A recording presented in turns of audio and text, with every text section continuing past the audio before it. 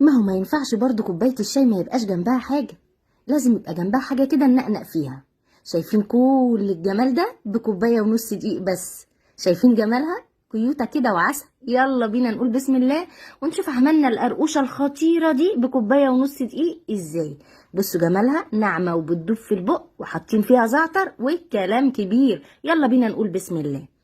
بصوا انا جبت البوله بتاعتي وبفكركم دايما ان احنا لازم ننخل الدقيق، كوبايه ونص دقيق هنخلهم كده زي ما احنا شايفين.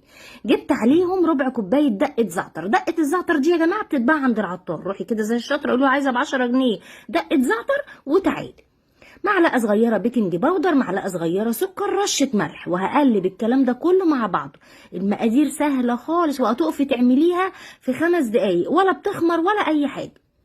بصوا بقى، حطينا نص كوباية زيت وهقلب. الخطوة دي بقى مهمة جدا جدا، لازم اقعد افرك فيها بايدي لحد ما الزيت يخليلي الدقيق بتاعي زي حبات الرمل كده. معايا نص كوباية مية هنزل بيها تدريجية، وممكن كمان ما كملش النص كوباية حسب نوع الدقيق. انا بس هلم العجينة بتاعتي، مش هعجن، هلمها بس كده لحد ما تتكون معايا. شايفين نص كوباية الدقيق بنزل معلقة معلقة. مقادير سهلة قوي وبسيطة. هتقومي تعملي شوية قراقيش كده صغنونة، يعني بتاع 50 صباع زي ما احنا عاملين كده والله. يعني بصوا بقى، فردتها، حطيت كيس وفردتها ودهنت الصينية بتاعتي بالزيت. وهاتي بقى اي قطاعة عندك، عايزة تقطعها بالسكينة صوابع، عايزة تعملي كده زي شكل البسكوت زي ما انا عاملة كده، اللي يعجبك. بص والله عملت لي الكوبايه ونص، عملت لي ما شاء الله فوق ال50 واحده، والله لذيذه وجميله. جنب الشاي بلبن، جنب القهوه، لذيذه وحلوه قوي قوي.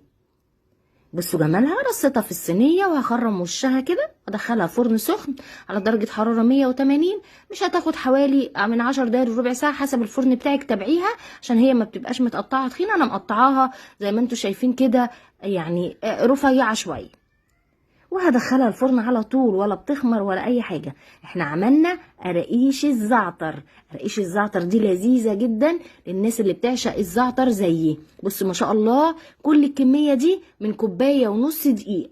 بصوا جمالها.